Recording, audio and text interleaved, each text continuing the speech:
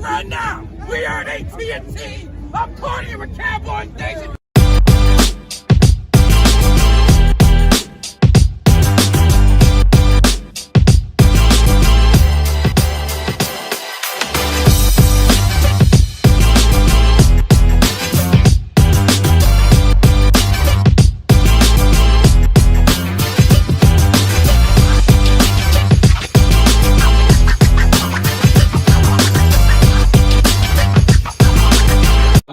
I wanted to get into this, and Jimmy, I know you're not a Cowboys fan or the experts.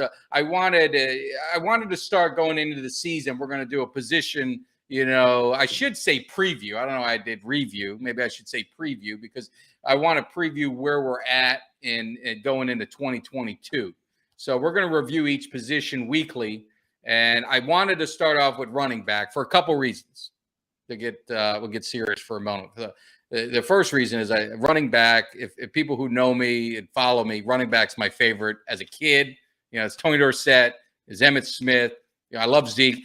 I always love the running back position. And the second reason is it made running back important is, the Cowboys Nation, the family got hit hard, this week with two, unfortunate passings, one being, Don Perkins. And I was fortunate enough, in my office, I have a beautifully signed, Don Perkins ball that he personalized and put some stats on and stuff. And, he was 84 years old. So, I mean, he lived a great life. Yeah. And he was one of the very first Cowboys. A lot of people don't, know those early years. It was, he started in 60, 61. He only played 8 seasons. They didn't play a long time, back then in some of those positions. But he was a 6-time Pro Bowl. When Pro Bowls mattered. We're not talking about this Pro Bowl where everyone drops out. You get 15 Pro Bowlers at one position. It was when Pro Bowls matter. He's also an All-Pro.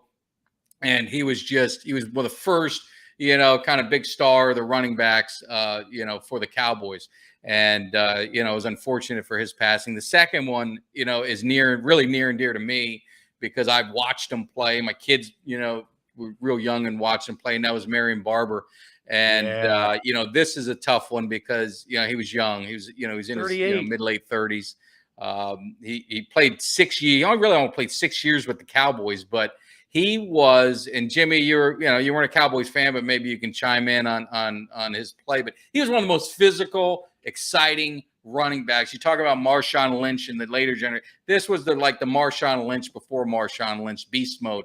He was just an exciting running back to watch. His physical play, it was just, it was tremendous to watch. Yeah, it was. And I distinctly remember having him on my fantasy team couple seasons, and no, he was, man. He scored touchdowns. He was physical, and I think you're right. He was the precursor to that Lynch sort of play. And he never got 1,000 yards. He made the Pro Bowl and didn't start one game.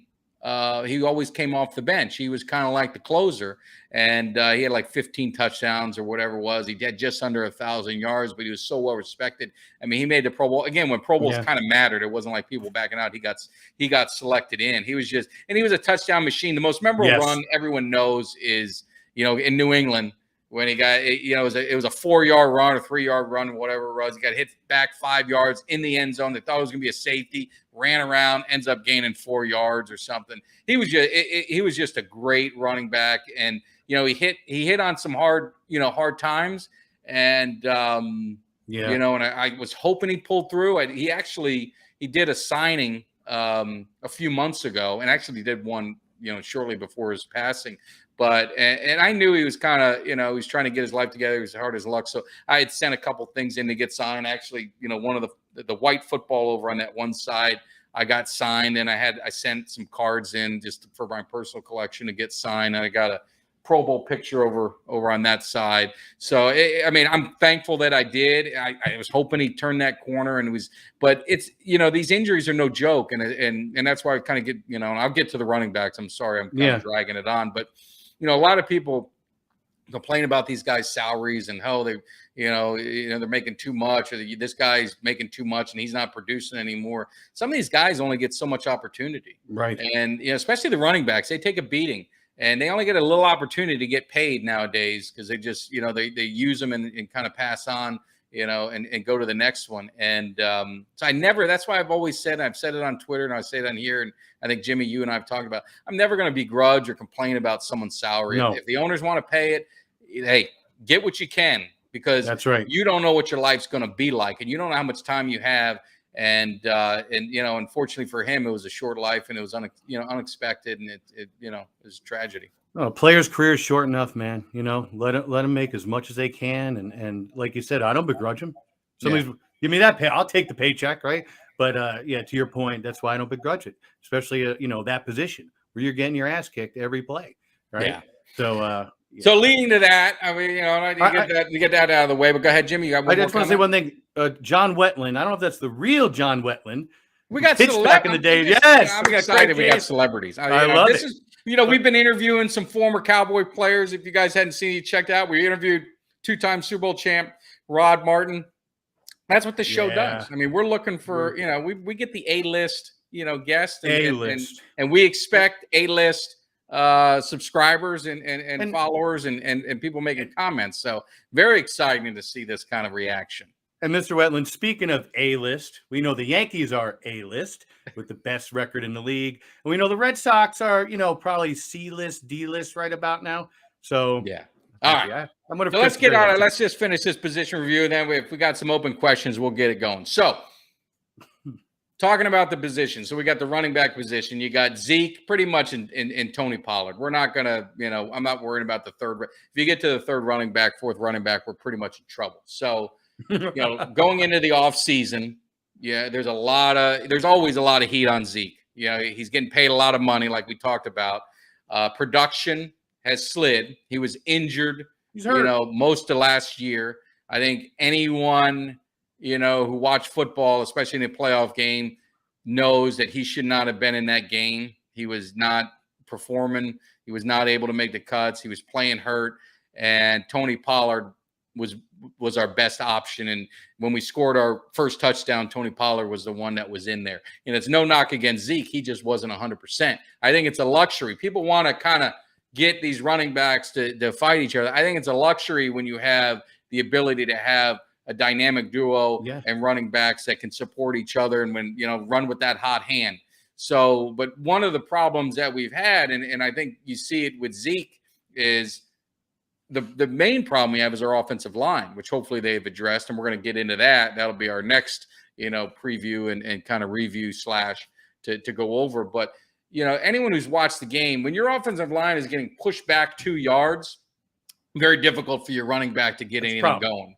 And they'll say, well, Mike, will say, well, Tony Pollard, he found a way. Well, Tony Pollard, if you look at the way they were in the box when Tony Pollard was running, it was a little bit different when Zeke was running. Plus, Tony Pollard, most all his big runs were going to the outside where he had the speed. And I think that's, if there's maybe a thing that Zeke's lost is a little bit that speed burst, but he still has the power. He still can be a punisher. As these guys got to be used together. So they need to make sure, going into this season, and they've talked about it with Tony Pollard, is how do we use Tony Pollard more? Do we set him up at a slot receiver?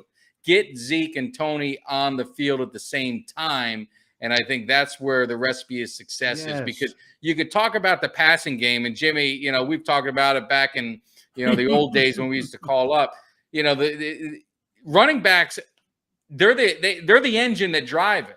And if you watch when the Cowboys were successful, they're running the football, they're driving, and that opens up the play action pass. It opens things up for Dak Prescott. And I think we need to get back to that. I know it's wide open field and everything and this and that, but it still comes down to running the football, and you need a line to do it. The line's got to get better. And because we used to hear those old things, they go hand in hand when, Emmitt Smith is only good because he has all these great linemen. Well, look at most of those linemen that were there. Most of them were cast-offs. They built together and they gelled, and they ended up being great by having that, the unity and playing together a long time. But when Emmitt Smith didn't play, they lost.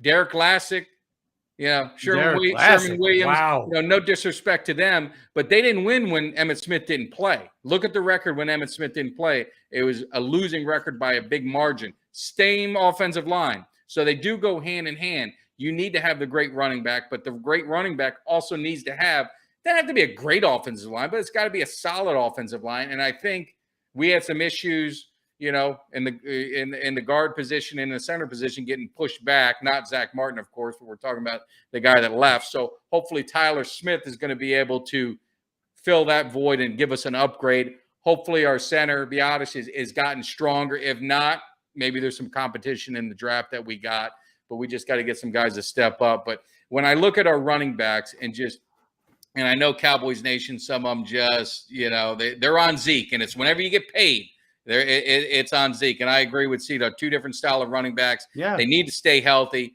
We got to feed them, and that's the name of the game. And it's a 17-game season to this point. Actually, you need to have extra running backs. So I'm happy. I think this is a strength of the Cowboys.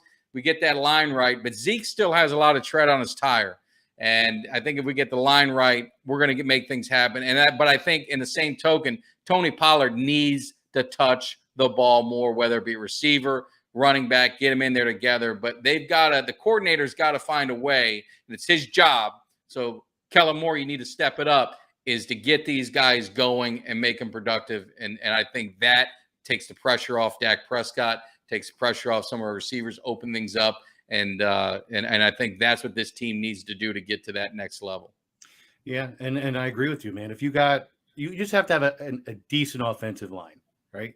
You don't need all pros at every position. You just need, like you said, if you're getting pushed back, that's ain't going to work out for you, right? Yeah. And at the end of the day, having two different style running backs that's a good thing, man. You got your smash mouth, then you got your guys going to, go running wild off the outside.